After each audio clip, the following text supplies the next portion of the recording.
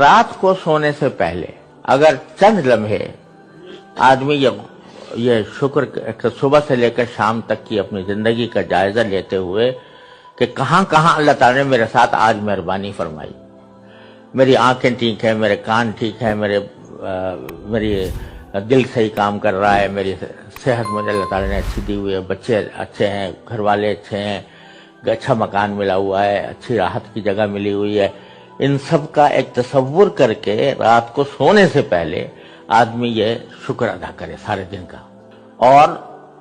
میں نے اپنے حضرت والد سے سنا کہ ایک ان کے نانا تھے، رات کو جب بستر پر بیٹھتے تھے سونے کے لیے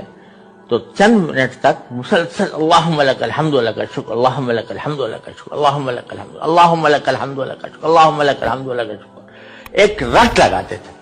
کافی دیر۔ تو میں نے ان سے پوچھا کہ حضرت یہ آپ کیا کرتے ہیں رات کو، اس طرح رات کے وقت میں خاص بیٹھ کے؟ اور رات کی دعائیں تو ہمیں سب کو معلوم ہے کہ بھئی رات کو سونے سے پہلے یہ دعا پڑھی جاتی ہے، یہ ہوتا ہے، آپ یہ کرتے ہیں؟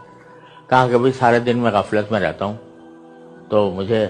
اللہ تعالیٰ کی نعمتوں کا استظہار نہیں ہوتا، تو رات کو میں بیٹھ کے سارے دن کی اللہ تعالیٰ نے جو نعمت دی ہیں ان کا تصور کرتا رہتا ہوں کہ اللہ صبح کو آپ نے مجھے یہ نعمت دی تھی، اس پر